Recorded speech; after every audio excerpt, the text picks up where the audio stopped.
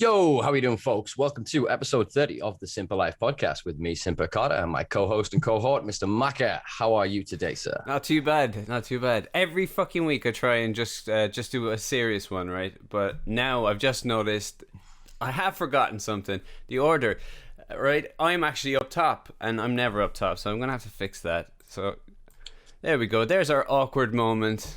Tick. Lagging. I'm doing good. Enjoying the weather. The intermittent rain is nice when you're running. That's a bonus. Yeah. Also random. There you go. I'm good. Nice. Well, I've had an interesting day. It's been a busy one, as Mondays often. We had a wonderful thunderstorm and some great sheet lightning earlier. And then about 10 minutes before we were due to record this, I went to put my front door key in and snapped it off. So I was holding one half of it while the other half was in the lock. Luckily, there was like a shaded bit of metal. And I'm literally I'd chew my fingernails. I really shouldn't. But I was literally just picking at it like this. And about 20 different people in the street that heard me very aggressively exclaim, fuck, towards this door. Luckily, one of my friends lives nearby and had a spare key, so we are back in running slightly later this evening. And on that, I would like to thank our guest this evening for putting up with our lateness and shabby organization. She is the mother of Alfie Dingley. She is currently the executive director of Medical Cannabis Clinician Society, as well as one of the directors at the Maple Tree Consultants, which is being set up with herself and Mike Barnes to help facilitate more patient-led conversation within the medical cannabis sector.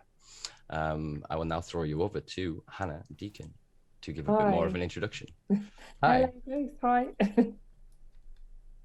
How are you doing? Thank you very much for having me here. Nice to meet you both. Pleasure. Likewise. So would you care to give us sort of a bit more of a background as to sort of your journey with cannabis, what brought you to, I suppose, to the hot seat this evening with ourselves? Yeah, pleasure to. So I had a little boy called Alfie, as you said, mother of Alfie Dingley, in 2012. And he was perfectly fine until he was about 8 months old. And then he had his first tonic-clonic seizure, which ended up him being in hospital for 4 months, having very, very severe seizures for a lot of that time. I'll sort of run over that very quickly, but within 4 months they managed to stop his seizures. Then we got home, and we hoped that it was an isolated incident because all his tests were normal. It absolutely changed our lives as a couple, me and my partner Drew, to watch our child go through so much suffering. It was very, very difficult, but we hoped that it was isolated because his seizures stopped. So we were told that it might have been a viral thing that kicked it off and that we should just sort of get on with our lives. We weaned him off. Something that's very poignant to me, he was actually on, when we left Great Ormond Street Hospital to go back to our local hospital, Warwick, he was on morphine, clonidine, 7 anti-epileptics, and we had to wean him off those over a 6-week period. And that was probably one of the most harrowing experiences of my life, is watching my 8-month-old baby weaning off morphine. That is not a fun thing to watch someone go through, especially when they're a little baby. And that is the point I started to question the drugs that my child was being given. And luckily his seizures stopped. So we went home, we rehabilitated him. He lost all his skills completely. He couldn't sit, he couldn't suckle, he couldn't do anything. He was like a newborn baby again because the seizures just destroyed him and all the drugs had destroyed him. And we rehabilitated him, and then he had another cluster of severe seizures 8 months later. And that carried on till he was 4. So he was having what's called a clustering epilepsy. So he doesn't have seizures every day, but he has seizures what seemed to be in a cyclical nature. And we were saying to his neurologist, this is cyclical. He's got to have something, that's wrong with him. And they couldn't find anything wrong with him. But then when he was 5, he was diagnosed with a condition called PCDH19, which is for us a non-inherited, very rare genetic condition. He's one of 9 boys in the world with that diagnosis. It causes very severe clustering of seizures, mild to severe learning delay and behaviour problems. And there's about 25,000 girls with it because it's usually on the X chromosome. So with boys that have it, the Y chromosome takes over, but Alfie has something called mosaicism, which means that he's only got some genes that are mutated, not all, which means he has very severe symptoms. So when we found that out, that was in 2016. And we were told by our doctor there was no cure and that we had to continue to use intravenous steroids to stop his clusters. I then even more started to question whether this was the right thing for him. And we were told that, you know, there was no cure, there's no research, and his clusters were getting worse. So by the time he turned 5, he was having seizures every week. So he was having 150 tonic-clonic seizures. And to put that into context, that is, they always started at night. So my partner and I would take it in turns to sleep with Alfie at night to make sure that we always knew if he was going to have a seizure. He would go into a seizure at sort of 2-3 in the morning, where he would wake up screaming and go into a very big tonic-clonic seizure, which is arms, legs, eyes in the back of the head, stop breathing, which when you're being woken up like that causes very severe anxiety. So it was like we both had PTSD basically, because we were waiting for this horrendous situation to happen. We would then have to phone an ambulance, we would take him into hospital. They would hold him down and get IVs into him, because the older he got, the more aware he was between seizures. So when he was a baby, he was completely knocked out by the seizures. As he got older, he would recover. So there was many times Drew and I would have to hold him down, or usually one of us, because by that time we'd had Annie, our daughter, who's now 6. So at the time when his seizure got very bad, she was only 1 or 2. And they would hold him down. He would be screaming while they put a needle into him put lots of steroids and other anti-epileptics into him. Within 3 days, these clusters would stop, and then we would be sent home. We'd have severe aggression. I've got pictures of me where he'd scratch me, punch me, kick me. My partner's 6'3" and plays rugby. Well, not anymore because he's getting old, but in the old days he played rugby for his local team. And I looked at him and I thought, my God, he's going to be 6'3" one day, and he's going to hurt me, and he's going to hurt my daughter, and I cannot have that. And when we realised that this was just getting worse, and doctors knew not what to do other than firefight, that's when, in the back of 2016, I went to my lowest ebb. I didn't want to be the mother of someone who was so chronically ill. I was in a very bad place, and so was my family, and I wanted to either give up or fight. And I'm very grateful every day that I decided to fight. And I went onto the internet and I found cannabis, and I found that William O'Shaughnessy used cannabis to treat epilepsy a long time ago. And I started to think maybe this was something that would work. And I'm really grateful every day that I took that time to research. And that's how we ended up using cannabis with Alfie, because of just me deciding that I needed to try and save him. Wow. So, I mean, I just want to something just jumped out at me when you were describing that there, which was, you were saying that his seizures were cyclic, yeah. So, and it would happen at a certain time during the night. I mean, was it discussed at any point that this could have been connected to what level of sleep he was in? Like, was it REM? Was it deep? Was it light sleep? Do you know that kind of way it's broken down like that? Was there anything mentioned like that? But no, I mean, I think that, you know, I without belittling clinicians who are, you know, who are people that are epilepsy specialists at all, they don't go into that much detail. My son had severe constipation, for example, whenever he had a cluster, and I did a lot of research into the gut and brain connection, and that is a real thing. And children with epilepsy usually have problems with their gut, and people with mental health problems usually have problems with their gut, and that is it. There is a link with that. And I remember at one point speaking to my pediatric neurologist, not the one I have now, but my previous one, which sadly our relationship broke down, saying, you know, my son has a problem with his gut, and I want to look at how I can treat that, because I think it might help his epilepsy. And he just said, there's no relation between his gut and his brain. And, sorry, you know, I exactly, it's laughable. And, you know, as I said to you, I realized all these drugs that were being given to my child, and I realized that actually he wasn't being treated holistically. He was being treated as a person with epilepsy. So his brain was the problem. But I know that his brain is not the problem. What his problem is his immune system. He has something wrong with his immune system, because that's why he responds to steroids only. He only responds to steroids. So when he has seizures, it's like some sort of anaphylactic shock that his body goes into. And the byproduct of that problem and that genetic default is the seizures. The seizures are not the driving force. The seizures are a byproduct of an imbalance in his body. And I went on this big learning curve to try and understand his body holistically. And that's what brought me to cannabis. But you're absolutely right that, no one spoke to me about the why he was having it in the night and why he was only responding to steroids. It was me that pushed that narrative, that tried to understand him. And I think that, thankfully I did that, because that's what saved him. If I'd have continued to give him steroids, I don't think he would be here anymore. Well, I echo, I suppose, our audience in saying that they're glad that you did. And I think it's powerful that you've gone on that journey of self-discovery, and in it had the fortitude to challenge the status quo, and then to not only find that you are correct, but then to choose to advocate for others, I think is quite admirable.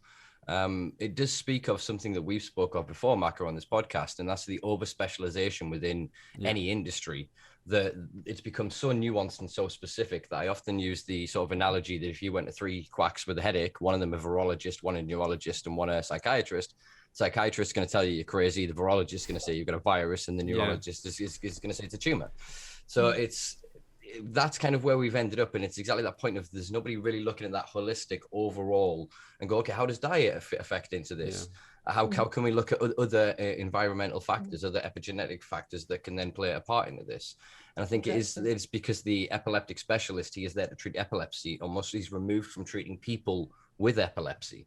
So then it becomes they're so specialized and so within their own nuanced academia that they're constantly chasing the next great discovery, that they're only looking at a tree in the forest. And I think that's the medical field overall, is that they're looking at branches on trees and forgetting that the body is it's inverted. It's inverted. And then that has been my experience. And obviously when Alfie first became unwell, I took him to hospital and I thought they'd make him better, and I quickly realized that unless you have something that is very specific and very easy to understand, that actually with epilepsy, most doctors sadly don't understand.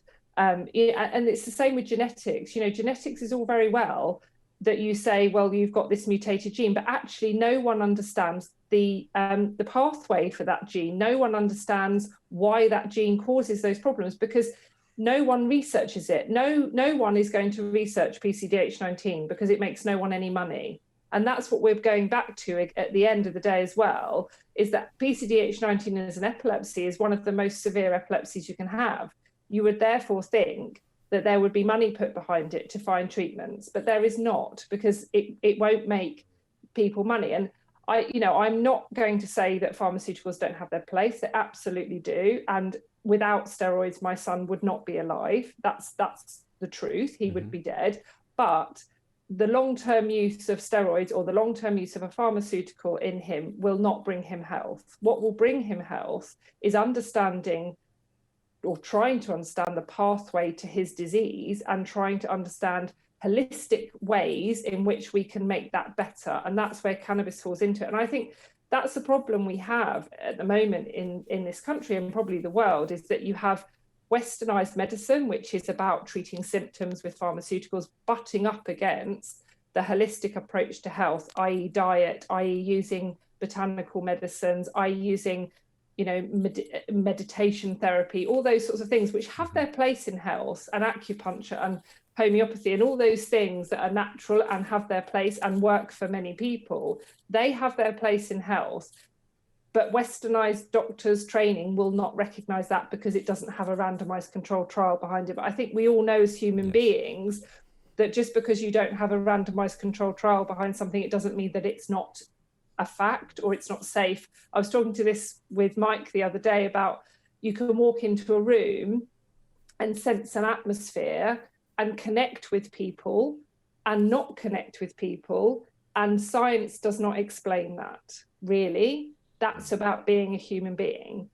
So I think it's really, really important to, science is very, very important, but science can't explain everything. And there's a lot to health that isn't explained. And it's about me being Alfie's mother. He grew inside me and I gave birth to him, and I know what's best for him. And that's that, and that's because I'm his mother. Mm-hmm. Yeah.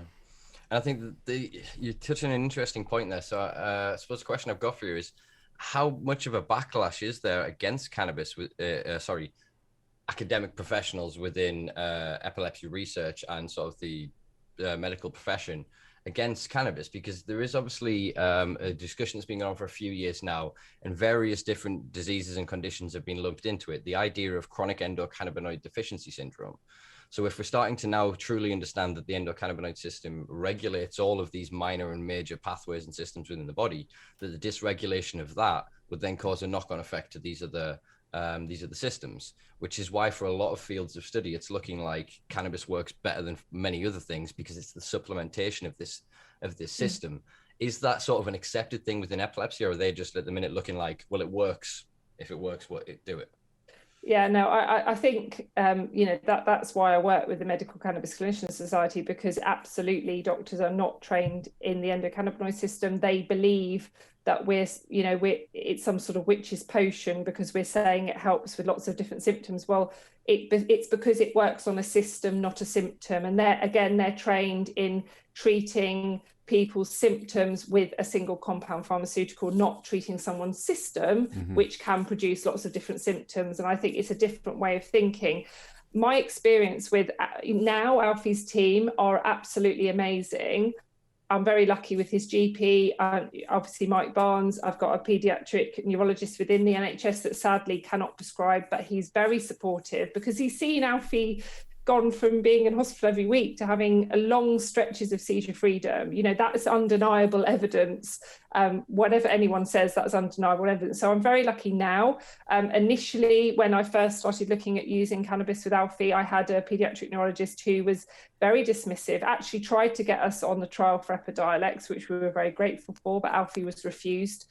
And I didn't really understand enough about cannabis to know then that Epidiolex wasn't cannabis as I understood it from the people I talked to in America and Canada who were using it with children with epilepsy.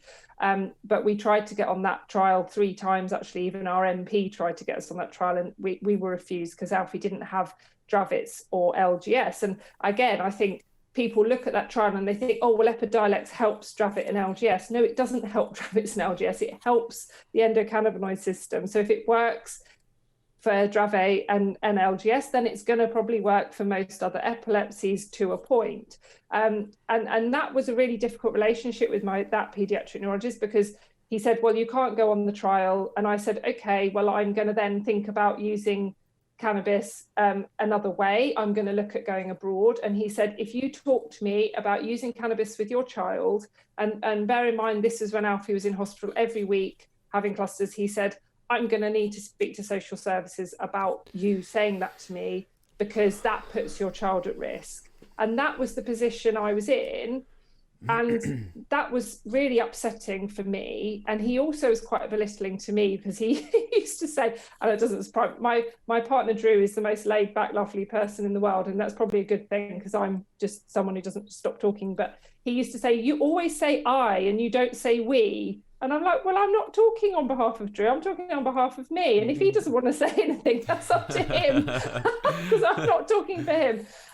So it was a very difficult relationship. And at that point, I just said, I can't trust you, and I'm not talking to you. I don't want to be under your care anymore. And we were very lucky with our local paediatric consultant at Warwick, who was brilliant. And he said, no, let's find you another paediatric neurologist who's willing to talk to you about this. And we did, and we moved to someone else.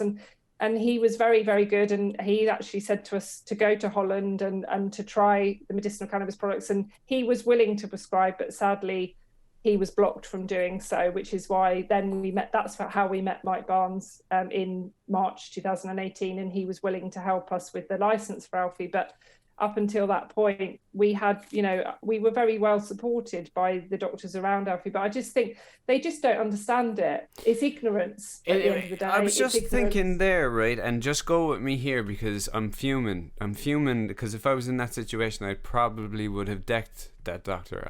Probably would have. How fucking dare you? Do you know what I mean? But it's like, is it negligence as well on the doctor's behalf now? Do you know what I mean? Because here's I don't think it is, because it's not a licensed drug. So the fact is that they can hide behind that and say, well, there's no randomized controlled trials of safety, so actually I'm the one in the wrong. But I think I had the last laugh because I was asked to speak at an epilepsy action conference in Birmingham, and my pediatric neurologist, my old one, was going to speak as well. And then when he found out I was there, he actually wasn't able to attend. So I think he was actually quite frightened of me in the end, which, so I had the last laugh, because actually what you have to remember with people like that, I think we're moving away from the dynamic of the doctor being the god. And I think that's where that's changing. And I remember my dad, bless him, is a staunch socialist who went on the CND marches with my mother in the 60s. Nice. And he said to me when I was at Great Ormond Street Hospital, he said, Hannah, don't forget that doctors aren't gods, they're just people. And I've never, he's right.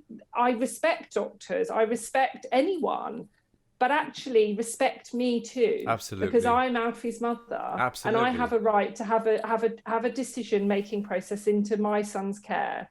And so does my partner. And I think that's where we're moving to. And some doctors don't like that. They don't like that sort of equal decision-making. And it's the same with the medicinal cannabis movement as a whole, or the cannabis movement as a whole. It's a patient-led movement. People are going to their doctor saying, I want this medicine. And doctors don't like that, and I think that's why it's become so controversial. Yeah, it comes from a point of ignorance on their part. And it also comes from something that is very near and dear to my heart. Obviously, I kind of rebel against medical cannabis in terms of not the therapeutic benefits of cannabis or its application, in terms of the way that it has been bastardized in this country to mean that private clinics are extrapolating cash from some of the most vulnerable people in our society. They're generating data, they're creating the potential to set up trials to then bring in all of these patented compounds that they've got of synthetic cannabinoids to create these novel cannabis-based medicinal products rather than derived oils, full extract plant botanicals, and derived oils, FECO, full extract cannabis oil. And so one of the things that is really prevalent to me is this idea that the doctor can sit there and he's denying sick children, denying elderly people, denying anybody of any age bracket, any demographic access based on the idea of his illusion of street weed, of skunk, of that addictive, dangerous stuff that the kids in the hoodies are always smoking.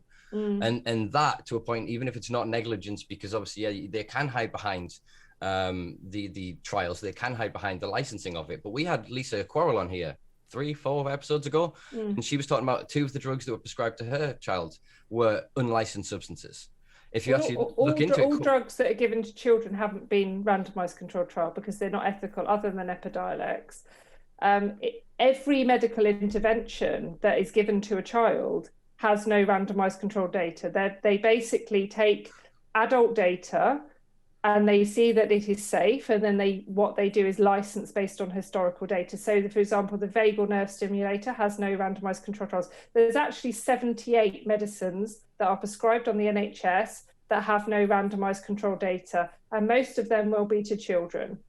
So that is not that's not surprising, but people don't know that. People don't know that. I didn't know it was that bad. I knew there was a lot. There is. I mean, I've got a link to Professor David Nutt, who I know very well, and I'm a patron of drug science as well. They kindly asked me to do that, and I really support their work. And he sent me a paper on that, because absolutely, that happens for children every day of the week. And I think the problem is that there are some doctors out there that are just ignorant and that need to be taught. There's some doctors out there that are negligent in what they're doing. I think that's the difficult thing. There's a lot of good doctors who just literally are ignorant and don't understand it, and they haven't got the time to sit with their patients and fully understand what's going on with the patients. And that, again, that comes down to the NHS being underfunded, being too many people on their books, all those sorts of things. So I think it's very nuanced, the reasons why. But I completely get what you're saying about this sort of developing private sector, which for me, I want to see NHS access. The problem is that the NHS is built on this randomized controlled trial gold standard pharmaceutical model. And that is going to take a long time to change when it comes to botanical medicines. I mean, we're only just seeing people, doctors, professionals talking about diet, which is just ridiculous, because we all know that you are what you eat. We know that, we've known that for a long time, and we're seeing doctors only just sort of grasping that. So I think in that sense, and I know it's for me as a parent of a child with a disability, my son will never be able to grow his own cannabis. He will never be able to extract his own cannabis. There has to be a place for pharmaceutical derived whole plant cannabis products that are prescribed and collected from the pharmacy. And that's not me saying there must be these novel single compound products. I don't necessarily agree with that. They have their place, but they're not the most effective. I'd like to see pharmaceutical grade level products, and not a pharmaceutical industry, but a pharmaceutical grade products, quality products, being able to be prescribed to people who want them. Yeah. Because people like, when I die, what's Alfie going to do? He needs to know if he outlives me, which I very much hope he does, but he has refractory epilepsy, so that can cause early death. I need to know that he's able to collect his medicine from someone who's going to keep him safe. And so there is an argument for that industry, but at the moment it's not being done well enough. And that's, again, why Mike and I have teamed up on that, to sort of bring that patient voice, because it's really important. Because the most important thing in all of this is patients and their families. And that's being forgotten a lot of the time at the moment.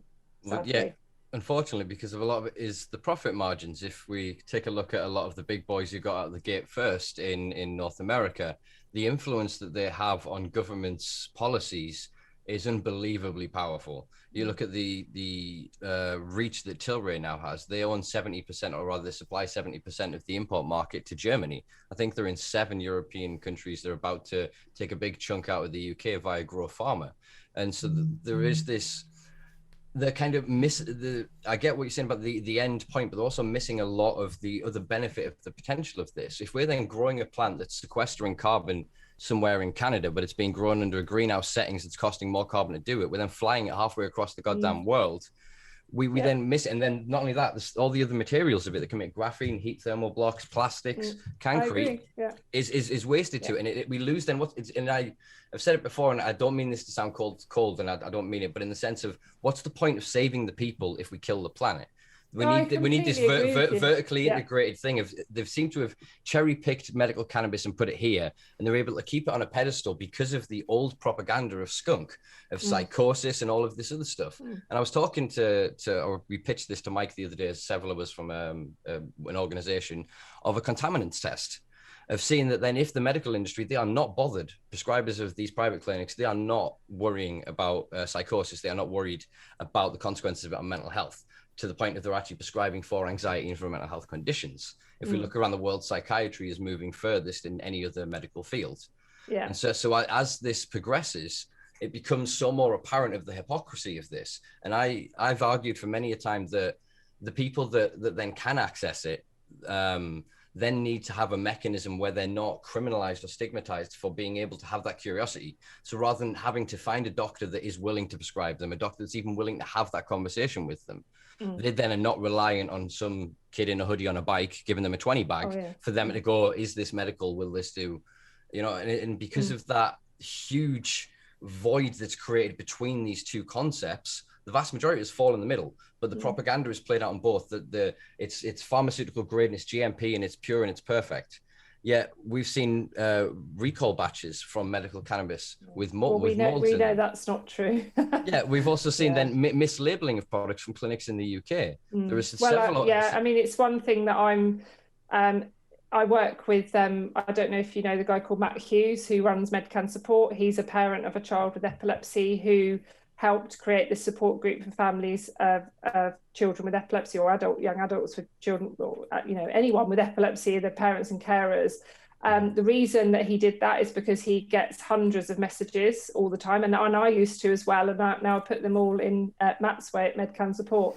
But it's absolutely true, is we need transparency, and at the moment the MHRA only see CBD and THC as an active compound.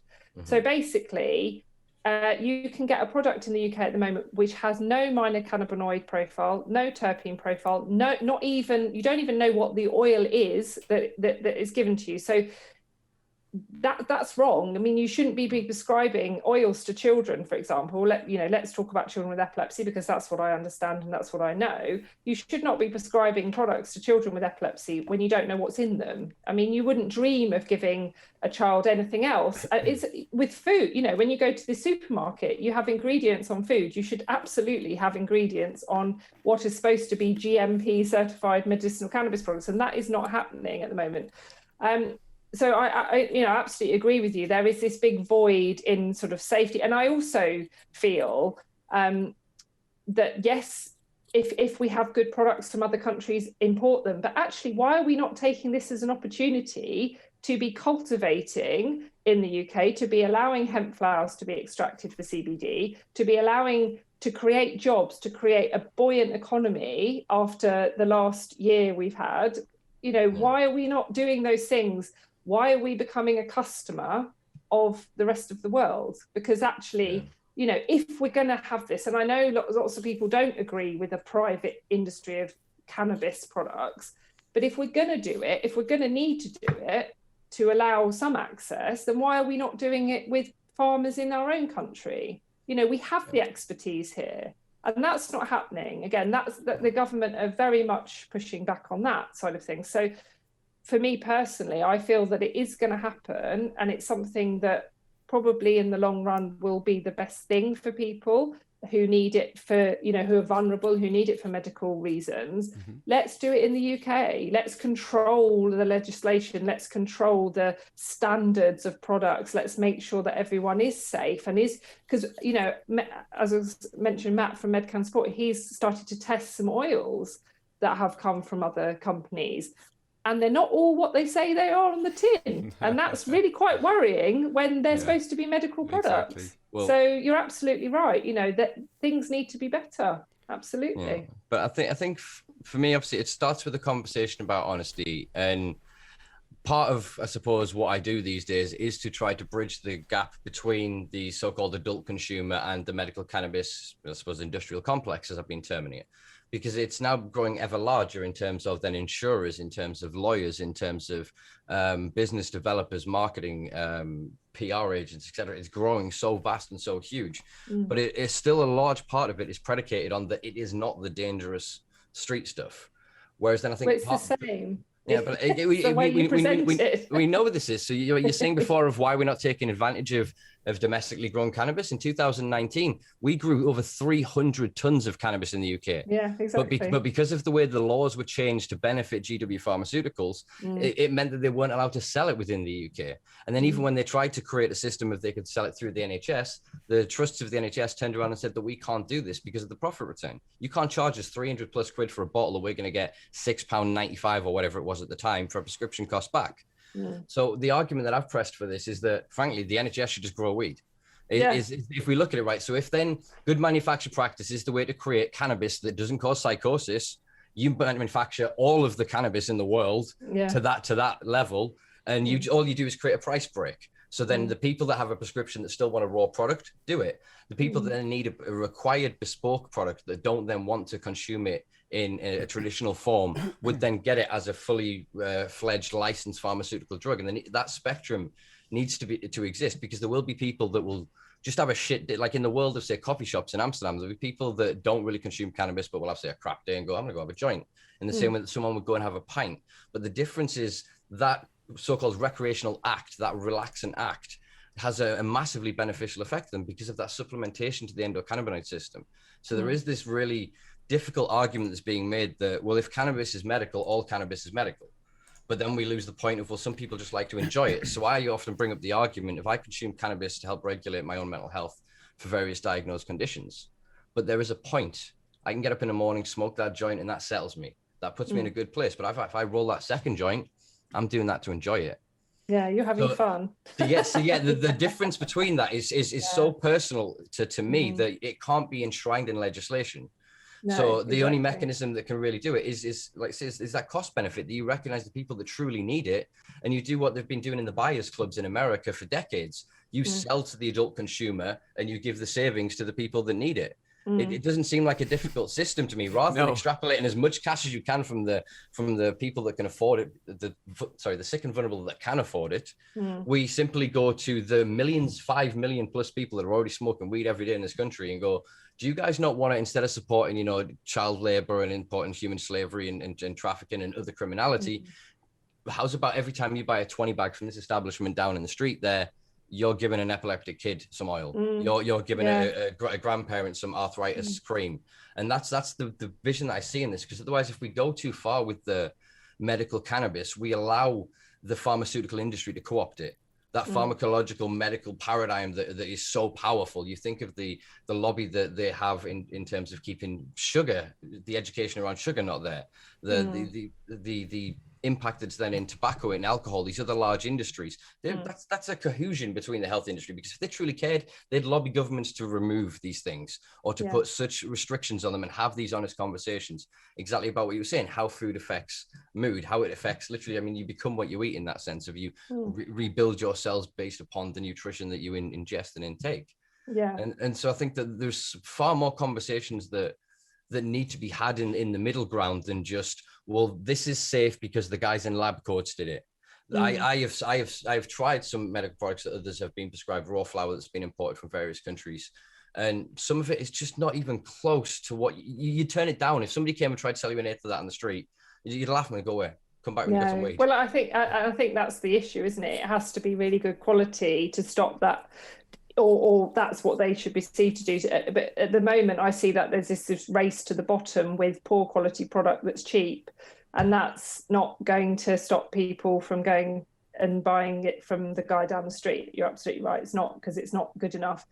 I mean, I don't disagree with you at all on that, in the sense that I see that cannabis really should be looked at as a whole. It's not something I've ever really talked about, because it's not what matters to me the most. What matters to me the most is children like Alfie get safe products.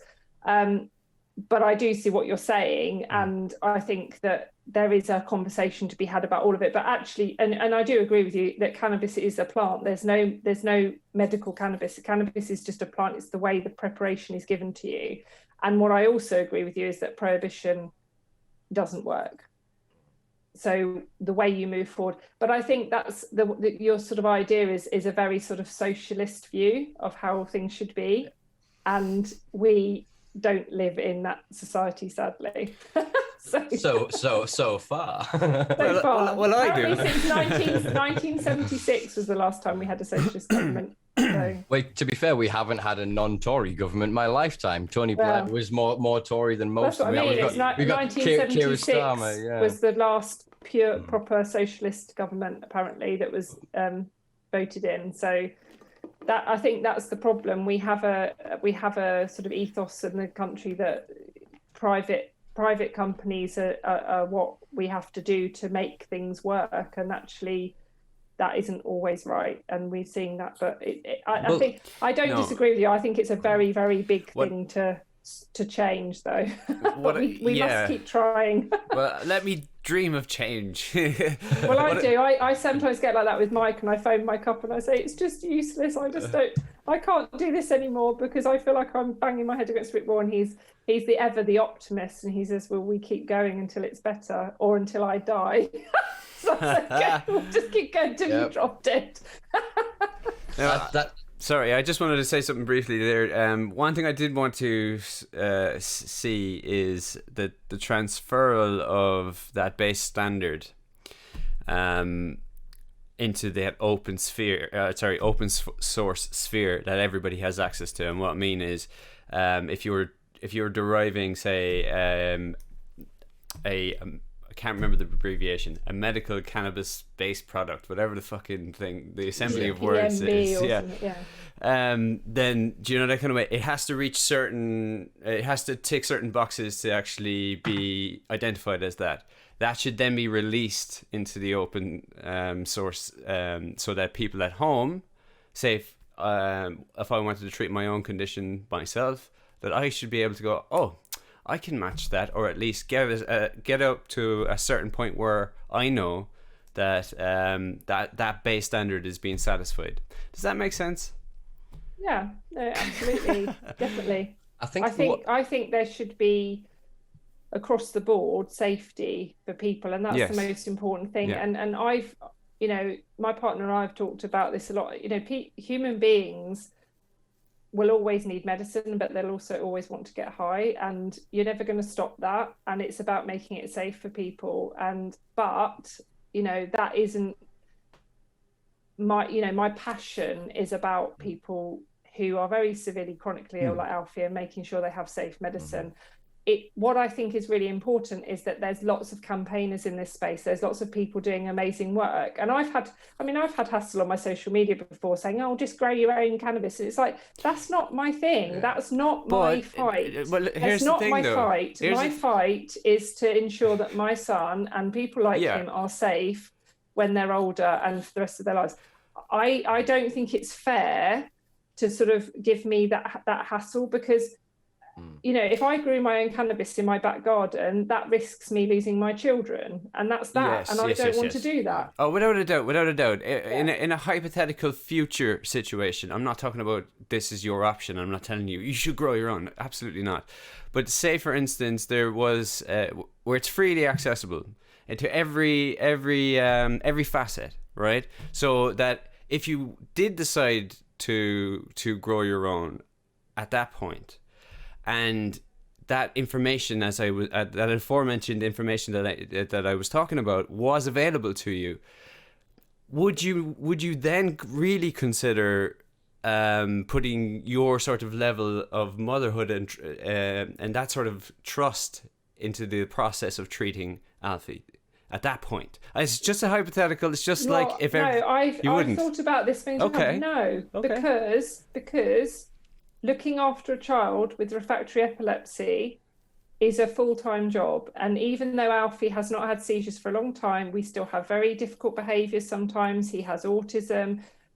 I also think that, so that's a huge amount of responsibility to take on when he could have a cluster any time and I could end up in hospital with him for 3 days. Well, then who makes sure... But that's what you're doing right now, though. No, but I don't have to look after loads of plants as well. I guess so. Yeah. Okay. Fair point. Who's going to take responsibility for those plants? Who's going to make sure that they're right? And I think that's what we have to remember. It's very easy to make judgments on people's families when you have I'm not saying you're doing that, but you don't understand what it's like to take care of a chronically ill child. No, I fully appreciate it. It is a full-time job, and also I want to work. I was a carer for 6 years, where all I did was look after my child who was chronically ill and try to stay alive and try to keep going. I don't have to do that every day now. And working and using my voice for positivity gives me a reason to accept the grief that I still feel and the anxiety that I still feel. And every day I try and turn that into something positive. I'm trying to use my voice for good. And I don't want to then also take responsibility for making sure that my child's medicine is there. So I think that people should have the choice. That's what I'm trying to say. At the moment there isn't that choice. But I think that people that have said to me in the past, oh, you should just grow your own cannabis, they really have no clue what it's like to be me. And I think it's something that I won't touch on for long, but I think there's a lot of judgment from people on social media, and I really, really don't like that, because I don't judge people. until I meet them, until I get to know them, until I can see the whites of their eyes and think, okay, I think you're all right. But I think there's a lot of people out there that judge people, and they judge me because they think I'm trying to make this into some sort of pharmaceutical haven, and I'm really not. I'm just trying to keep my child safe. My question was just a hypothetical one. Oh, and no. I know that. I'm just saying, and all I wanted to say was, I fully appreciate everything that you've just said, and you've offered. You've given me a lot of food for thought, because I didn't think about those things. And that goes to show you, like, I didn't even say it flippantly, and those judgmental people do. Do you know what I mean? Do you see the difference? Yeah, I do. And I still didn't think about it. So fair play you to you. asking me that question, because I think it's really important that I get the chance to answer it. So thank you. No, I don't take it. I'm not offended. I just think that you've asked the right question there, and I'm glad that I've been given a chance to answer it, because I am not someone who will engage in domestic arguments on social media, because I know one thing I have learned is that no one ever says on social media, do you know what, actually I think you're right. I know. They never do. So even if you manage to persuade them that your view was right, they still wouldn't say it. So it's a complete waste of time. But I think this forum is a good time for me to say why I think that isn't appropriate. But I think in time, if that is an option for parents, then absolutely it should be there. But it's not one that I would like to take. Perfect answer, and exactly that back and forth. I was just anybody watching this at home is just going to watch me going, oh, because I really enjoyed that. That is exactly why I set up this platform, is to have those kind of conversations and have that back and forth. So I echo Hannah's comments there, Maka, and thank you for asking the question. And I think that what you were saying about the comments, it's true. There is an insidious side to social media of this sense of entitlement, that people feel that they are on their mound of knowledge, looking down on the peasants in their ignorance without realizing the scale of their own ignorance, as Maka has just wonderfully illustrated a moment ago. And it's the same thing that happens with those doctors. It's the same things that are going to continue to happen in the meetings with politicians, as the Cannabis Industry Council, as Mapletree, or the cannabis clinicians. Yeah. Sorry, wait, I'm need to figure out Medical Cannabis Patients. No, Clinician Society. You're right, actually. Sorry. I was talking to my stepfather about politics on Sunday, and he said, I find it shocking the amount of people that think they have some sort of entitlement to become counsellors. And it is true. I think you've hit the nail on the head with that. It's about, there's this thing in society that people think they have some sort of entitlement to be heard, and they think they've got a right to be rude or aggressive. And I absolutely like debate. Debate's really important. Let's talk about why we think something's right. You challenge me, that's fine. Let's have a debate. But it's respectful. And I respect your positions, and I hope you respect mine. But it doesn't mean that we can't work together. We can't try to make things better for people. We don't have to all agree. But it's about having that mutual respect for others. And I think across the board, without moving completely away from cannabis, I think as a society, we seem to have lost that ability to have this mutual respect. And people seem to think they have some sort of entitlement to have an opinion on everything. And you don't, basically. Yeah. I think we've lost nuance online. You can't do as we're doing in this platform. So I constantly checking each other's facial expressions. We're reading to see, are they interested in what I'm saying? Are they understanding what I'm saying? Is the language I'm using becoming antagonistic? Am I aggressive? We're doing all of these things to constantly check ourselves in these microseconds within these interactions when they're in person. Yeah. And I think that the nuance of those things that is so missing from technology, that then it arrives to a point of frustration that there's a wonderful Keel and Peele, two American comedians sketch where two guys texting, and one guy's cooking in the kitchen. The other guy's sat on the couch and he's chill as shit. He's having a bong, playing on the PlayStation. And his mate's texting like, are we still meeting up today? He's like, yeah, we're still meeting up. And he's reading it as if he's texting him really antagonistically and aggressively. And they end up in this huge goddamn argument, and he's just being lovely to him. But because of the mood he's interpreting, so then he attacks him. And we're in a culture now of ad hominem attacks, going that, I'm frustrated by that my belief and your belief doesn't coalesce. So therefore you're the problem, and screw you, you're a horrible person, XYZ, insert expletive. And I actually, my partner says that. He says, never ever talk to anyone on WhatsApp unless it's like you want to meet? Yes, that's fine. Because you're absolutely right. I actually fell out with my sister on a WhatsApp message because I was like, she thinks this, and my partner was like, no, she doesn't. And you're absolutely right. It's mental. And I think a lot of it with social media as well is that you're thinking, well, they think that. You don't know what they think. You can't know what they think. You can't know what they think. You're reading words and you're putting emotion into it that's not there. And that, yeah, exactly. And that's why I do use social media because I have to for what I do, but I don't like it. I don't like the way some people are on it. And I find it quite upsetting. And I have to sort of, just try and that's one thing I have learned on this whole journey is I was I've sort of been thrown out there, I feel, because I had to be, because I wanted to help Alfie, but I was thrown out basically in the public eye. Not lots of people don't know who I am, of course, but people within the cannabis space do. And I feel really nervous about that because actually I'm quite I have quite low self-esteem. I'm quite shy. I had to fight for Alfie and I would do it again. But if I had to fight for me, I wouldn't have bothered, put it that way. But being a mother, I did.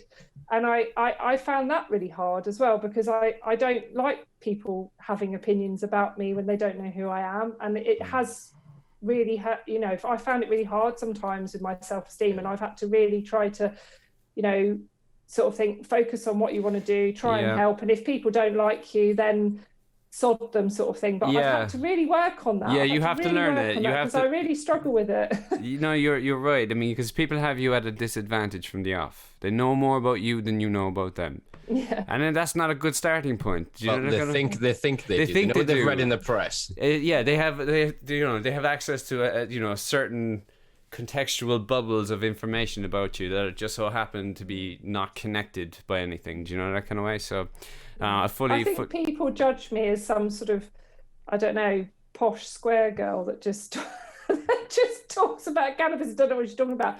Actually, I grew up in Brighton. I used to go out till 9 o'clock in the morning. I did. I used to be fun for kids. So I think that's the thing. You're absolutely right. It's about not judging people and actually trying to get to know them and then thinking whether you like them or not. And that's fine. If someone meets me and talks to me and doesn't like me, that's okay. I don't mind that. What I do mind is judgment. It's not a nice thing to do. But it's surface level nonsense, and it usually ends up being the other person's fucking problem if I'm being completely honest about it, right? Because no, it's true, right? I mean, you've got to remind yourself of that all the time. But just to sort of add to what you've been saying, both of you, like I've often said that the problem with social media is the immediacy. So that if say me and Simpa had an argument, a full on like Barney, and we're in the same house, say for instance, then prior to the immediacy of social media, you would have that digestive period. Do you know that kind of way where you have to go away and you've got to fucking process what the fuck that you've done? Do you know that kind of way? And usually it sort of eases itself out over time like that. But because nowadays what we see is me and Simpa in the same room or same house having an argument, and now I'm on my phone. Now I don't give a fuck about Simpa. I don't care anymore. Do you know that kind of? Because I'm laughing at whatever it is on YouTube. It's true though, and that spills out into our expectation of social interaction with people. I think. Do you know that kind of way? So that you don't give, you no longer give the other party in discourse any level of humanity or respect. It just becomes down to complete polarized arguments from the off. So we've got this mad fucking disruption like that. Like, and I don't know. Like, I love social media, but I also fucking hate it for that reason. Yeah, if that makes sense. I'm the same. It connects me with people that I love, and it's helped. I mean, Alfie wouldn't have a prescription if it wasn't for the media and the social media and Change.org and all those people that helped me, and I'm forever grateful for that. So it's the same with the media. You know, they have their place, and they're very, very, very beneficial when they're on your side, and when they're not on your side, they're not very beneficial. But you can't have both, can you? So, it is difficult, but I think this journey has taught me a lot about myself. And before I did all this, I was a real people pleaser, and I used to sort of, I'm very much like, if someone was difficult with me, I'd be extra nice to them to make them be on my side. And what I've realised doing this is that actually being extra nice to people still doesn't make them like you. So actually having your boundaries up, being true to yourself, and just getting on with it is really important. So, what happened to Alfie is the most horrendous thing that has ever happened to me, and I'd change it tomorrow if I could. And he wasn't ill, and he wasn't epileptic, and he didn't have learning difficulties, and I knew who he was, because I still find that hard. He can't communicate very effectively, and I wish I knew who he would have been if cannabis had been a first-line treatment for his seizures. Would he be who he is now? Would he still have been someone that can't communicate very effectively? I don't know. But it has also brought me so much positivity in that I know what life is about. I know that I love my partner more than anything in the world, and we have gone through so much together. I know that what matters in life is love and health, and nothing else matters. Money doesn't bring you happiness. Health and love bring you happiness. And so it's taught me so much about me. It's taught me so much about life. And I am, forever grateful for that as well. So I just try to see it as something positive, but there's still a lot. I still have a lot of grief. And I think that's what I find hard, is when people do judge me. I think, I still have a lot of grief about what I've been through with Alfie, and it still affects me every night I go to bed at night. I think, is he going to have that seizure? That changes you forever. That uncertainty, I can't People even don't fathom realize how uncertain life is until something like this happens to them. I was like that. I was going through life. I grew up in Brighton. I had a job. I went partying all the time. Everything was rosy, apart from my parents splitting up when I was 7 years old. My life was pretty good. And when this happened, I realized that every day is an unknown. And that's why for me now, if today is good, I'm happy, that's it. And I had this amazing picture that my friend made for me, and I saw it online, and it's my mantra now. And it says, surrender to what is, let go of what was, have faith in what will be. And I've said that to myself over and over again when Alfie's been in hospital before and everything, because it's so true, is that you just don't know what today's going to bring, and you have to have faith in life and hope for the best, and be a good person and do good. Hope that everything will be all right. And if you're a judgmental piece of shit, you can get your own poster that says, don't be a fucking dick. Don't be an asshole. Yes. So I'm kind of reminded of the Team America analogy for a second there, of the dicks, pussies, and arseholes. I'm not going to repeat the whole thing. People can go pause this now, go look at YouTube and go look at the analogy of this. But it basically, in that, is that all things are necessary, all people are necessary. So these people exist in a state of bitterness, in a state of dissociation, of a state of disconnection from reality. They're not perceiving the world as it truly is. They're, through whatever means, be it socioeconomic, be it sort of a class thing, be it whatever apparatus by which they're being suppressed, they are then projecting this onto individuals like yourself, who have found the strength to go, no, this is who I am, this is what I need to do, and damn any fucker that gets in my way. You know what I mean? And I think that people are drawn to that, who are then not living true to themselves. And I feel this is something I was as a youth. I had an incredibly abhorrent childhood that led to me being a very bitter and very aggressive young man. I hated everybody and everything that dared to be different, that dared to be anything other than the exact status quo that was projected to me by the television. And obviously I went on my own journey of self-discovery and whatever else. And from that, I've grown to that point to be able to have not a sense of sympathy, but I guess of understanding of that position. To know that it is loneliness, it is bitterness, it is never from a position of positivity and well-adjustedness that these comments are made. And I know that obviously it is triggering, because clearly you are going to have CPTSD from the complex nature and the protracted time period by which this has happened. Because again, the what's the word, the rarity of Alfie's condition, then the combination of the events plus then the ignorance of the doctors compounded with the time that you lived in being just a few years before things were a bit more acceptable to have those kind of conversations. And so it is entirely understandable why that would then be sort of triggering to you. And my sort of, I guess I don't want to give advice, I'm not really in the position to give advice, but I guess all I would say on the subject is that fuck them. Literally, just good advice. Screw them. If they have enough of an issue with you, they would raise a point that you would recognize and go, wait a minute, this acknowledges time. Or then through platforms and mediums like this, you can address those issues if they need addressing. But some of the things that have come at me over the years, and I'm only still a little fish in a very big pond, are just absurd. So it's just you have to assess what is firstly worth your time, because time is the only asset we have. What we choose to give it to is what builds who we are.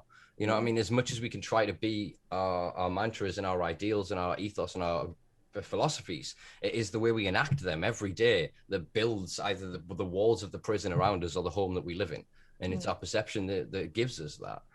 And I agree with you. You're absolutely right. And I think for me, it was born into confidence, and I grew up being someone that wanted to be liked all the time, and that was before obviously I did this. So when I was thrown into this, it was like, I want to be liked. And actually I've realized now, you're absolutely right, that I want to do this matters to me, this is important to my son, it's important to many families like mine up and down the country, and that's what matters. And if there's a few people out there that don't agree with that, then that's okay, I can accept that. And I have really grown as a person in that. And I see people like that as being victims as well. You know, that's what we have to remember, that people that aren't stable or kind or lots of other reasons, that they are victims of something that's happened to them as children or whatever. And I understand that. And it's not about me, it's about them. And you're absolutely right. But I think I have gone on this sort of massive self-discovery. That was my sorry, I thought you were going to say something else. I jumped in there and I completely interrupted you for no fucking reason. Go. Okay. No, as in like I went completely the opposite way. Please continue. It's okay. I think I'm done anyway. Fuck's sake. No, I appreciate what you said, Simpa. Thank you. And I've been very, very guilty of thinking, well, that person thinks this of me, and I've never met them. And I think that's what my project is over the next year, is to get to know people who I don't know and who I think might have judged me or might have an opinion of me, and see what they're like and see what I think of them. And as you say, you don't have to be liked by everyone. You know, I know that I'm not going to be liked by everyone, and that's fine. I accept that now. And all I want to do is try to use the experience that I've had for positive, for people like my family, basically. And as you say, we you know, I definitely have PTSD, and so does my partner, and I've worked really hard on making myself better, but it does get triggered, and I do get anxious, and it can cause me, you know, to sort of feel awful and think awful things and all that sort of stuff, and that, but that's also why I do what I do, because it focuses me on doing something positive rather than sitting in a position of fear, which I don't want to do. Yeah, and exactly. And I believe in fairness. You know, I was brought up by two parents who, actually, I was going to go back to that point. My mum worked in the NHS as a chief executive in Sussex, in Kent, Sussex and Surrey, for workforce development position in the NHS. And she came up with the idea in 1985 to get the NHS to produce their own pharmaceuticals, which at the time was obviously rejected. But I think that you're absolutely right in the sense that the NHS should be producing their own medicines and producing their own cannabis, and then they can't be screwed over by pharmaceutical companies. But again, that's probably far too socialist. So I was just going to say, because the vision I have of it is rather than research then disappearing into patents, disappearing into the creation of products that are going to take 15 years in development, the information goes, oh, we've then done this study and it looks like there's a higher percentage chance the consumption of cannabis alleviates these symptoms in that condition. That kind of information needs to be out there consistently. I mean, GW have had a patent on cannabinoids causing apoptosis in cancer cells since 2008. Yet, according to the Cancer Act in this country, it's illegal to make any kind of public statements or anything otherwise in that realm. So there are certain difficulties from the spread of this information. I think the nationalizing of this, and this is why I kind of think that it's socialist, but it also plays towards the kind of the right wing crowd. If we want to build a Great Britain, we first need to have the resources to do this. The Brexit crowd, doesn't it? Yeah, definitely. Yeah, well, the empire that we built to the world when we basically globalized slave trade was on cannabis. So the rigs of the sails, the oils of the lamps, they were they had to take a mandate of hemp seeds to grow wherever they landed for food, for nutrition, to repair various let's call them technologies on the ships and whatnot. So we can do the same thing 500 years later, but actually better the goddamn world. So we can give these technologies, rather than disappearing into private corporations, that could be utilized for the betterment of of people. I totally agree with you. We have to keep focusing on trying to make that happen. Well, that's what I'm gonna keep doing regardless of this, really. So there's 2 points I do want to cover that we kind of haven't covered because we went on some wonderful little. We've gone on some massive tangents. I've really I've never done an interview like this before in my life. You've got more out of me than anyone else. This is what we invented. We invented this one. This is what we created. This Mac has pestered me for over a year to do this thing, to create the space for exactly that, to humanize the people within not just the cannabis scene and community, not just drugs, not just all counterculture, any voice that is either marginalized or that we personally feel deserves a platform to be able to discuss things. And obviously you're saying there we hit a few sidebars and went on a few tangents. So that being said, there's 2 points that I do want to cover and get on the recording. One is, could you sort of discuss how or the medications and the process you went through? Because correct me if I'm wrong, was Alfie pre-2018, as in the law change, was he not given a permanent license and NHS prescription? Yes, he was. Yeah. So we, when we came home from Holland, we had to remove Alfie from the medicine, obviously, because it was illegal. We then met up with Peter Carroll, who runs End Our Pain, which is a lobby group on medicinal cannabis on prescription. So they'd set up in 2016, and they were doing some lobby work on with MS patients, but they hadn't really done a huge amount. And my mum actually spoke to Baroness Molly Meacher, who's the chair of the APPG on drugs reform, and said, my daughter's in Holland and she needs to get an NHS prescription. And Molly put my mum in touch with Peter. I came home, I met with Peter and just said, we need to get a prescription on the NHS for Alfie urgently. And he said, well, we can put you at the front and centre of our campaign, because I didn't know. I knew that I needed to get the government to allow me to have a prescription for Alfie, but I had no idea how to do that. I'm not a political strategist. I've never been on the media in my life. So we needed someone to help us with that. And Peter was very transparent about what they did and how they were funded. And we basically had absolutely nothing to do with anything like that. When we went to Parliament in March, we had to put some posters up of Alfie and we paid for all of them and everything like that. So it was all very, very legitimate. We just needed help with getting on the media.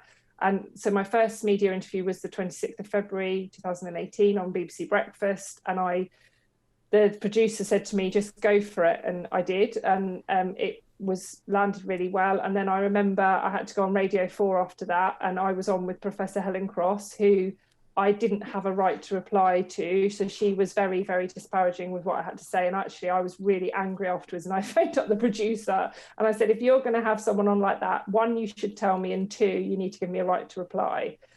Because again, that's what they seem to do. Have the little person on, and then have the scientist on, and let them talk, and then don't have a debate. And I was like, I'm fine, I want a debate. But they didn't let me have a debate. So but I learned from that. And then we went to the Home Office at the beginning of March 2018, and they said there's no medicinal value to cannabis, but you can have Epidiolex. And I was like, oh, funny that. I couldn't have Epidiolex before I went to Holland, but now I can. So no, we're not doing that. And then at the end of March, we put our petition in, which had about 365,000 signatures on at the time, to allow, asking Alfie to have a prescription. And we were invited in, and that's when we met Theresa May and had tea with her, which was the most bizarre experience of my life, probably, with my 2 children and Drew and Nick Hurd and Theresa May. And she allowed us to do a personal license application with the Home Office for a Schedule 1 drug, which has never been done before. And that was a massive step forward. And that's when we met Mike, because obviously our doctor, sadly, in our trust was blocked from helping us by his trust. And Mike made the application to the Home Office, worked with them for 3 months. They actually said to us afterwards that they could change the law so quickly because they had to go through all the regulations on cannabis with a fine-tooth comb when they did that license application, because it's never been done before for a personal license, only for pharmaceutical companies and research. And then on the 19th of June 2018, Alfie was issued with the license and the NHS prescription, which he has had ever since, so for nearly 3 years. And when, as I say, when the law changed, it was pretty obvious that there was going to be no further access other than for children who had support or media campaigns or what have you. And that's why I've continued to campaign, because it's not fair. You know, it's not fair that 3 children have prescriptions for you know, whole plant cannabis products which have no randomized controlled trials, but everyone else can't have it. It's either safe or it isn't. And if it's safe for Alfie, then it's safe for other children like Alfie. So, you know, I do believe in fairness. I'm very lucky to have been brought up by parents who have instilled that into me. And I believe that where there's a will, there's always a way. But it is about changing attitudes towards cannabis and towards the endocannabinoid system and towards the doctor's position in prescribing botanical medicines and things like that. And that's very nuanced, and that's going to take a long time.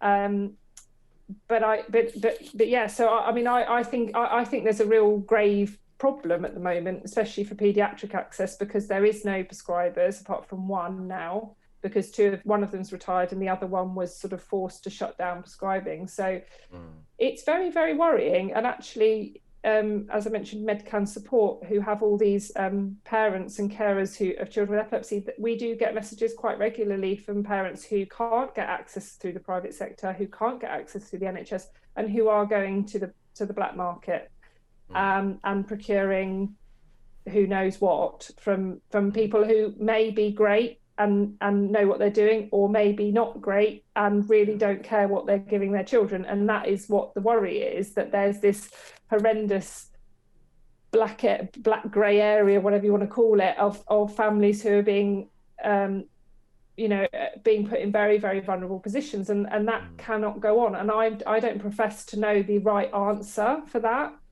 but what I do know is that it needs to be sorted, and the government need to take more control of the situation and more responsibility. And all we see from Matt Hancock at the moment is, that I changed the law, which actually he didn't, because he wasn't the health secretary when we changed the law. But he says, I changed the law and therefore it's up to doctors to prescribe. And that's he's lying. He's basically lying. It's not true.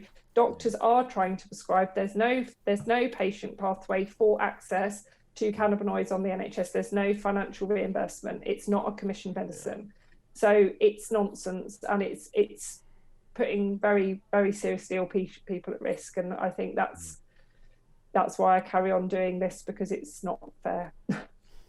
Yeah, well, entirely. And it kind of struck me there that the bureaucracy, the red tape, and the deliberate, because you brought it up perfectly there. So there's only something in the region of just under, let's say for a generous number, 70 low THC and high THC licenses that have been given from the Home Office. The vast majority of these are towards research within academic realms anyway. Then you've got the farmers, but they're banned from using anything other than sticks and stalks. And then you've got GW and now Northern Leaf. And then there's a few others that are really aggressively trying to get through that door currently. But as you said, they had to go through the laws with a fine-tooth comb. That's because the laws don't correlate. They don't make any sense. If you look at MODA, which is turning 50 this year, that we're doing a special live on in a couple of weeks. If you then look at the 3 international conventions, you then look at the new 2001 misuse of drugs regulations. Technically, then if you look at the psychoactive bill from 2017, any of these novel compounds, if they're then psychoactive, would fall under the remit of that as well. You look at the wording of Schedule 2 cannabis, cannabis-based medicinal product designed for human consumption. You then look at the caveats in that around no smoking, because if you smoke Schedule 2 medical cannabis, it becomes Schedule 1 street weed. There's so much crap, and so they've had to go through all. I mean, and that's the problem. It's the bureaucracy is just nonsense, and that's that's one thing that we've been lobbying on is to make it simple. Make it simple, as you say, go through all of it, allow farmers to extract hemp flower, make the pathway to cultivation of high THC simple, because actually, I mean, what you have to go through if you want to grow high THC in this country, there's sort of security, everything. I mean, it is absolutely mind-boggling, and I'm not saying that doesn't need to be there, but I think it needs to be there just because it's someone's business, not because it's a dangerous plant, and they're doing it because they don't want it to get in on the street, and so that attitude still hasn't changed about it being dangerous, and it's not dangerous. It's a medicinal plant that has its place for treating chronic illness, and I think that's the problem, that it's the attitude still of the civil servants and the government is still that it is a dangerous plant. Yeah, they'd rather wait till it's the last end all be all. I mean, the other argument that's missing here is prophylactic consumption. If we then look at the cancer rates throughout culture, it correlates quite interestingly to the major dates of the past century, which would be like 1937 with the Hemp Act, 61 with the banning, and then 71 with the beginning of global eradication. This then dramatically affects diet, because then a lot of regions where poor cattle is then converted into meat or grown. What's the word for agriculture? I'm a vegan. I've forgotten all the language of this shit. When you raise animals. Sorry, here we go. When they raise animals and then they slaughter. You know what I'm saying? Slaughter them for the meat, and then it ends up in hamburgers and that in the West. A lot of the feeds they would feed on cannabis, and they had done. It was traditional crops. There's around 2.5 million people. A Strain Hunters documentary sort of speculated on that directly require as cannabis is the only thing that they can trade. So it ends up in the food cycle. It ends up within the system. We then know from trading before eradication in 71 that cannabis, either sativa or indica or ruderalis dominans, grew basically everywhere because we had put it everywhere. So its nutritional value in terms of its omega balance is unbelievable. You know what I mean? It's got all 23 essential and non-essential amino acids. I mean, nothing in nature really has anything quite like this. Its balance is near perfect apart. It's the only thing that beats it, I think, is chia seeds. So as a food source like that, just balancing that diet supplements the endocannabinoid system. So we don't always need to take in phytocannabinoids to supplement that endocannabinoid system. As you alluded to earlier, with things like meditation, with yoga, with exercise, we know that runner's high is now an endocannabinoid reaction. So we're starting to really understand how the external environment can then affect the way at which you produce these endogenous cannabinoids compounds, and then through external consumption of either phytocannabinoids or engaging in these activities, you can regulate that system. And I think that is one of the conversations that massively needs to be had within the medical cannabis sector, because it's all well and good as again treating the ill, but there's a conversation to be had here about preventing a lot of illness, because again, if this chronic endocannabinoid system sort of theory pans out to be true, obviously there's a lot of conditions move in and out of it, fibromyalgia and Crohn's, and there's various different arguments on it, but this is where we were with the entourage effect 10 years ago. That's now basically settled science. So I think that we are going to arrive at this point of a far better and more nuanced understanding of how cannabis affects the endocannabinoid system, and that thus then affects all these other conditions. So I suppose my question here would be, is there anything going on within the movement in the UK, within the medical cannabis sector, or within sort of anything that you may be involved with about this kind of prophylactic conversation? You got a cat, sorry. I've just been interrupted. Eyes off, I see the cat come in the door. Well, I think that we have lots of conversations with everyone that we work with and support about focusing on patients and about the holistic view. But I do think, if I'm honest, there's lots of people that are involved in this not without that understanding. I think you clearly have a huge amount of understanding, and there's a lot of people involved in this sector that don't have that understanding. So the education side of things for people coming into this sector in the UK is really important as well. And that, it's something that we are trying to do, definitely. So I've just had my thought, something just flashed into my head there, like a driver's license, but for commercial cannabis. So everything from your mom and pop, your little clubs, your coffee shops, and the license is less. It's less about restrictions and punishment for them breaking it. It's more about you only get the signing of the license once you've gone through the education. Because until this is taught in school, until this is in high school biology, and it's installed at that point of youth, it's going to take a goddamn long time to beat the ignorance of these academics that are 40, 50 years into their role. And darling, I know far more than you. And they're just not going to listen. They are so, they've got all of their rewards, all of their accolades. They know this shit. They were never taught it. And they're taught all these pseudoscience hippie doctors that want to give kids LSD and want to do this with donkeys and want to do, I'm being hyperbole as hell there, by the way, if you can't tell, but you know what I'm saying? But that's kind of the attitude of a lot of people within this realm, is that a lot of the new knowledge that is arising, again, within the private sector, is far outstripping that of traditional medicine in this country because of the limitations of bureaucracy. There's now clinics in Bristol doing intravenous ketamine treatments. There's stage 2 and 3 trials using LSD for alcoholism. You know, they're using MDMA back as they did in the 70s to try and treat emotional conditions to deal with PTSD and things like that. And I think that there is this war of profitability between sort of the NHS being a system of supposed to be patient-led and the private sector being quite often profit-led, means that they're going to drag, if the NHS survives, it with them, hopefully, in my estimation. Yeah, I mean, I know what you're saying about private sector being profit-led, but actually in the medical cannabis realm with doctors, I think it's very much patient-led, actually. I think a lot of the doctors who are prescribing in the private sector at the moment are doing that because they believe it's the right thing for patients. And actually a lot of the members of the Medical Cannabis Clinicians Society are very open to learning, and that's why they've become prescribers. They're interested in what their patients think. It's like with Mike, you know, he's really interested when I talk to him about what patients think. There's not lots of doctors like that. You know, most doctors don't care what their patients think, as far as the experiences I've had. And I think in that sense, it's actually quite positive to have a private sector, because if we didn't, we wouldn't have anything.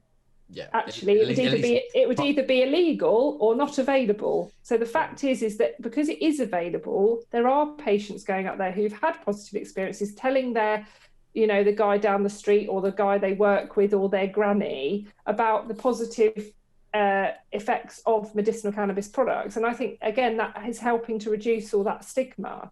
It's going to take a huge amount of time. I mean, you only have to look at Canada. We work closely with a doctor called Dr. Evan Lewis, who's a paediatric neurologist at the Toronto Neurology Centre, and he's still now writing media reports, you know, 20 years later since medicinal cannabis was available in Canada, to sort of dispel the negative rhetoric from some journalists about cannabis, and they've actually got, you know, adult use available as well in Canada. So it's a big journey. It's a massive journey to go on. And sadly, I remember Molly Meacher saying to me, Hannah, we've got to undo 70 years of prohibition, and it's going to take a long time. Yeah, I mean, if you look at it, the ignorance pervading this in Western culture actually goes back about 140 years. So it's a real entrenched ideology and cultural sort of worldview. But yeah, it's interesting that, I mean, go to Illinois. Illinois was the first place in North America, and I think 73 they created a legal medical marijuana program out there. And so from that point, there's been people that have known, but until this creation or this idea of medical cannabis, they've been ignored. So the lived experience of millions of people in this country that have gone to their doctor and gone, doctor, you know, you prescribe us these pills. Yeah, I've been smoking weed and I don't take your pills anymore, and I don't have this problem. Data. And it's all data, and it should be kept. Yeah, and it should be recognized equally. Yeah. And this is something that bothers me, is the legitimacy that comes with prescription. So there are 3,000 maybe sort of people in this country with private prescriptions, and they are walking around with a sense of impunity of kind of, I'm all right, Jack. And they're flashy and they're going around, and look at me being a rebel, smoking my weed. Yeah, you're legally protected to do so. And I understand the novelty of it, and I understand the fun within it, and I understand the innocence of it. But it still, to me, is disingenuous to the millions of people that are still suffering, to the history of the generations of activists, of individuals, of advocates that have stood up and been oppressed for this. You know what I mean? This is not something new. I don't disagree with you on that, but I think, I don't know, the one thing I've learned on campaigning, sadly, I mean, if I'd have gone out when I started Alfie's campaign and I'd gone out and sat on the BBC breakfast sofa and said, I think cannabis should be regulated as a whole. I think every person in this country should have access to cannabis however they like, and that's it. Do you think I'd have got to meet the Prime Minister? Do you think I'd have got anywhere? No, I wouldn't have. And it sadly, it's about baby steps. And I don't agree with that in the sense that you're right. There's been some people, campaigning for the use of cannabis as medicine or whatever for 50 years who haven't got anywhere.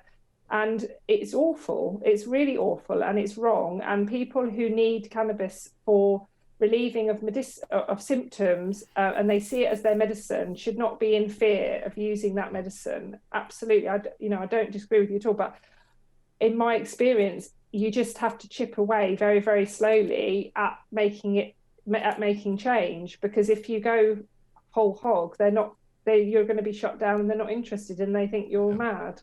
So yeah. I agree, it's really, really hard. And I think we've seen that in politics as a whole, isn't it? It's about chipping away and trying to make change rather than... Unfortunately, the people that say you're chipping away at someone's defence, the people that have the defence in play are very fucking good at patching up those little chips that you're making.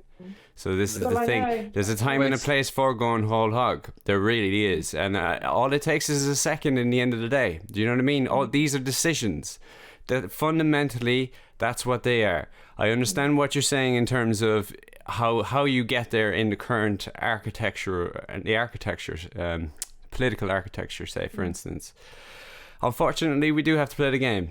But there'll be a point where you take those baby steps and then fucking barrel roll them. Do you know, when you get that opportunity? Yeah, I mean, but the thing is, the only way you do that is have the media on your side. Yeah. Because without going into it, there was, 500,000 people marching in London a few weeks ago as anti-COVID restrictions, whatever. No one reported that on the news. So you can go whole hog all you like. You can have 10 million people on the street, but if no one knows about it, then it doesn't make any impact at all. You have to play the game, and you have to use the media to your advantage. And you can play the game, but break the rules. Is what I'd say you can do. Because here's the thing: you look at but hold on a second. Because it does. But if you look at, say, Irish history, you look at the likes of Bobby Sands and stuff.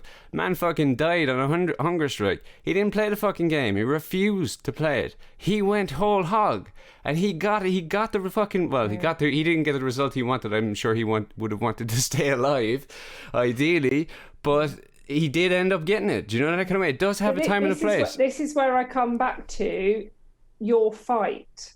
Yeah, I absolutely agree with you. If you want to do that, if you want to group together all the people that believe what you want to do is the right thing and do that, that's fine. What you cannot do is ask for people like me who have seriously ill children or people who are seriously ill, who are vulnerable, to stand with you and break the law or put themselves in a position where they might lose their children. Because just because I can't do that, it doesn't mean that I don't believe that what I'm doing matters and that it's important. And as you say, this is the way I have to do my fight. But I don't disagree with you in the sense that I have a friend, Richard, who treated his cancer with cannabis. And he said we have to have, I can't remember what the word was, organised disruption. And, that's fine for him because he's a man who's 55 and he can go and do organised disruption because it's just him and his wife. That's fine. Yeah. But you can't ask people who've got a situation like mine to do that. Absolutely not. And I think that's the thing. And so I think it's really important. It's about context, about context, but it's about everyone doing what they think they can do to make things better. Yes, and doing it together. And doing it together. And just because we can't do those things that you can, it doesn't mean that we have any less value or you have less value or whatever. It means that we're all trying to make things better in our own way. I completely agree with you. you know, I respect everyone that's trying to do that, because in our own little ways, you know, we're activists. I'm just an activist in a different way. Exactly that. And you bring up a sort of a point. It's something that I spoke of quite a few times in the past, previous to this podcast, which is sort of the idea that everyone should do what they are capable of doing, but not everyone is capable of doing what another is. So I sit on a point of privilege. You know, I am white. I live in Durham. I have the background that I have, and I've developed the relationships with local authorities and other individuals that mean that I can spend hours pontificating on the internet about how shit their laws are, break the rules, be seen to be breaking laws, and still be sat here quite comfortably talking to yourself. Whereas you don't have that luxury. You have exactly that, a child that is dependent on you. The 24 hours from him could mean the difference between life and death. Your fight is your fight and must be done in your way because of the apparatus by which you are restrained in society currently. And my kind of position, or I feel what my position in this is, to help now give a platform to people who are taking those baby steps and to show a map between them so that eventually enough of us can take that run up and bounce off each one of those steps and we can knock that monolith of prohibition over. I don't believe that it's any one name. It's no one person is going to go down accredited to the guy. Oh, this guy, he got rid of prohibition. Cannabis prohibition ended because of this person or this campaign. It's not realistic. What's going to happen is I agree with that. It's the snowballing, the accumulation, and there needs to be this acknowledgement of everything within it. So this is something that I'm trying to do. For all some of my work is quite controversial to some people within, say, the hemp industry or the CBD industry. I'm not dismissive of them. I'm just trying to get them to be acknowledge the whole truth. You can then go, oh, we're going to market and talk about CBD here. Yeah, but it's the whole plant. Exactly what you've done this evening is talk about the entirety of cannabis as a therapeutic plant. Yeah, and I obviously rally against medical cannabis as the funnel by which we pour this plant and its potential in, and we regulate and titrate the access to this. So that's what my fight is against this. It's never really against sort of any one thing. It's against the disingenuous conversation that means that we can highlight one part of it in a newspaper, so you can flick and see a story like yourself, and someone can read it and go, oh my God, we need medical cannabis. And then 2 pages later, see a cannabis factory where they're stealing electric, and then they've got thuggish images of, I don't know, like Middle Eastern or immigrants or complete hypocrisy. And it controls that narrative and dialogue. And that's what the media is currently. The media is a tool they go with the flow of the rich at this point. So whoever that pays them to have that conversation, they gain access. And so the thing that I've said to everybody, and things I'll continue to say, is if you get through that door, just leave it open a little, just a little. You don't have to hold it open, because if you are said to say that you're going to hold it for us, they'll slam it in your face. And we get that. Enough of us stood outside Parliament and rallied with the UPA and fought at the patients at Parliament's rallies and backed all of the medical campaigns and pushed where we could and drove as much attention to it. And we were told that they would support us. Obviously, the legislation that came out the other end of this was not what anybody really backed. There was a few individuals knew what was going to come of it, and they backed their horses, and subsequently we're living under the consequences of that.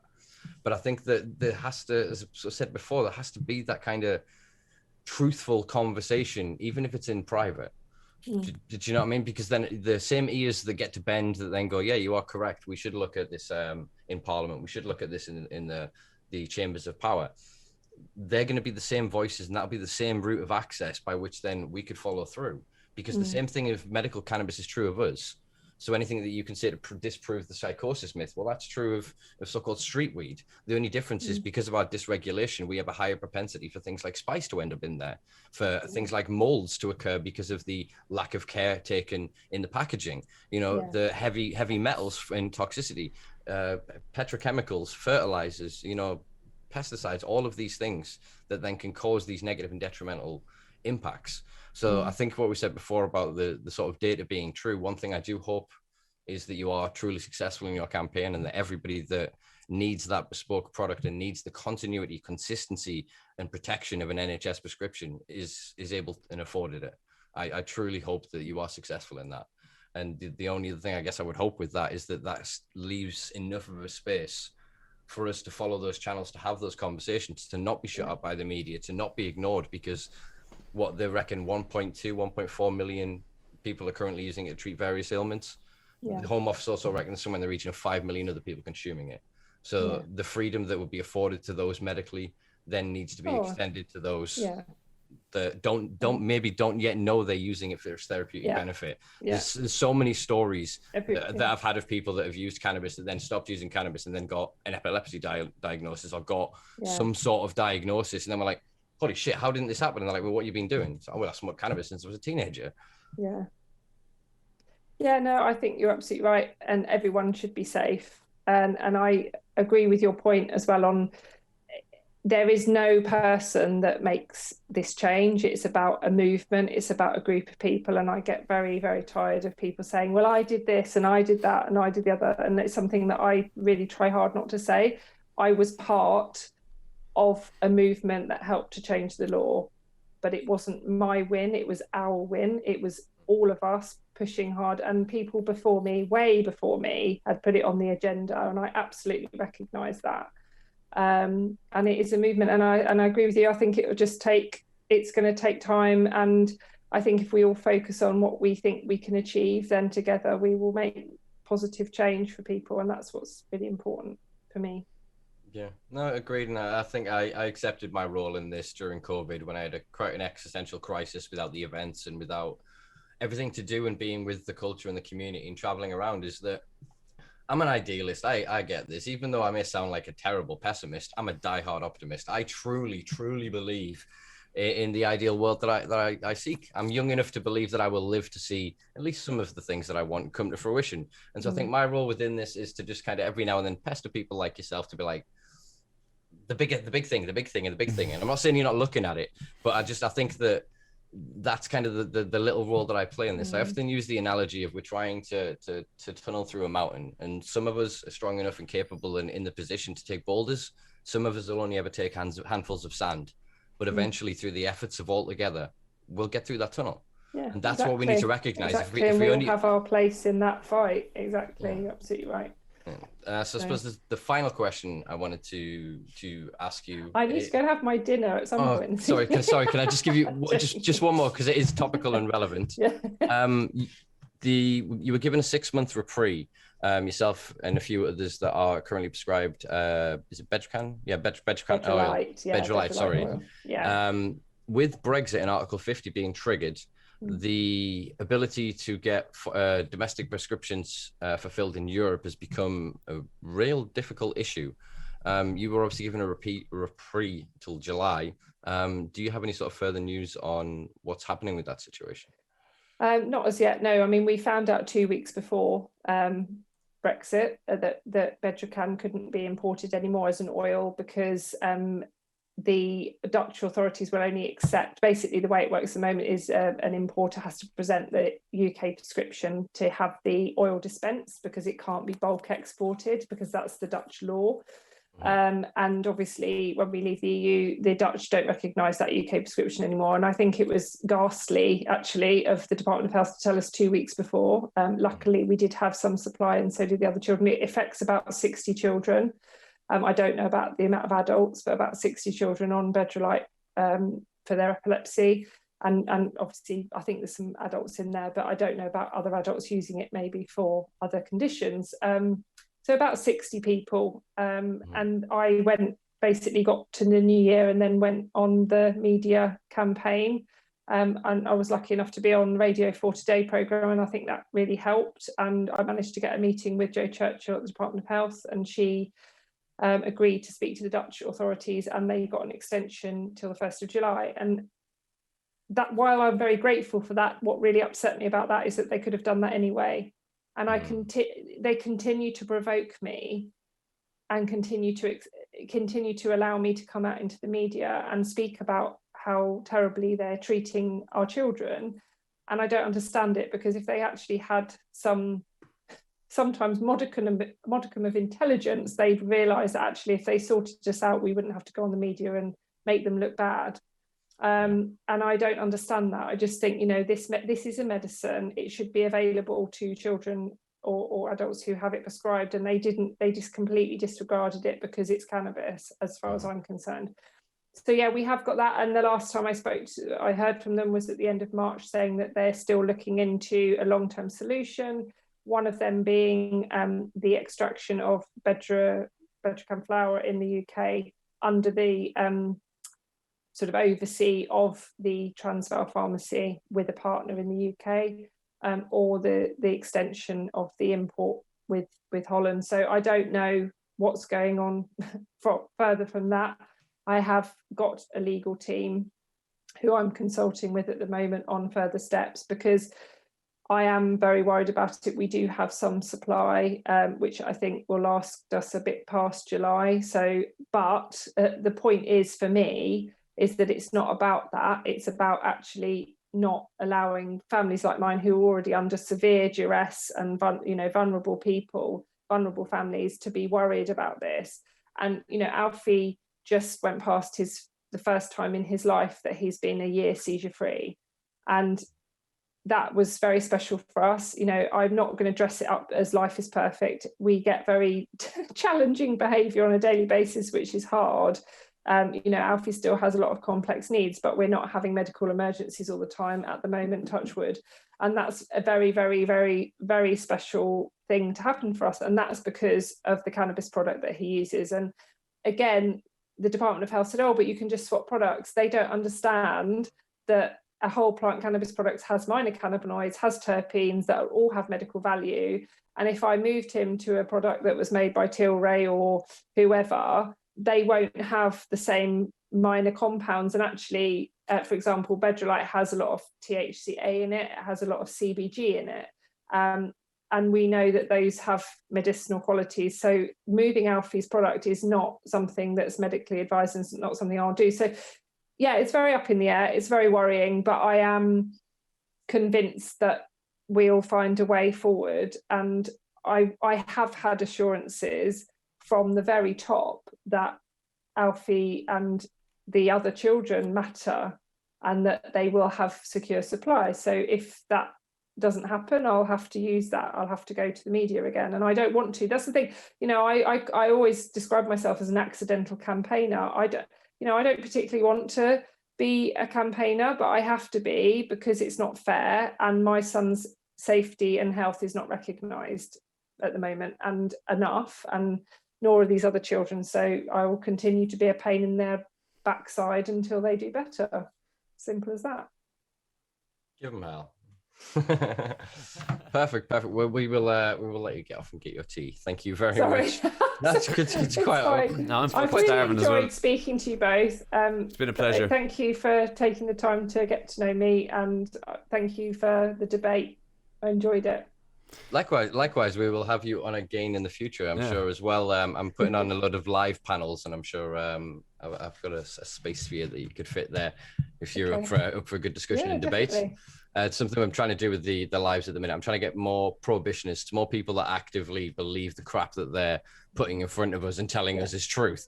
So, I think you're right on that, because I've said this to Mike many times, that I mean, I've been invited to lots of conferences to talk about Alfie's story, and they're always full of people who work in the cannabis sector, or who are investors or bankers or lawyers.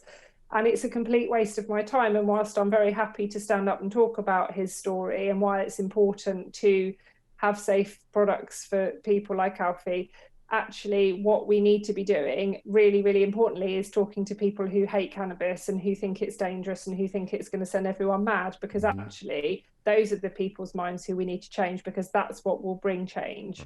So I completely agree with you. Can you send them our way, please? Because I'm dying to talk to them. Yeah, exactly. If you can find anybody that actually will, this is the problem. I was at I did a Spectator event a few years ago, and what's his name was on it. I can't remember his name. He's a journalist anyway, and he's very, very anti-cannabis.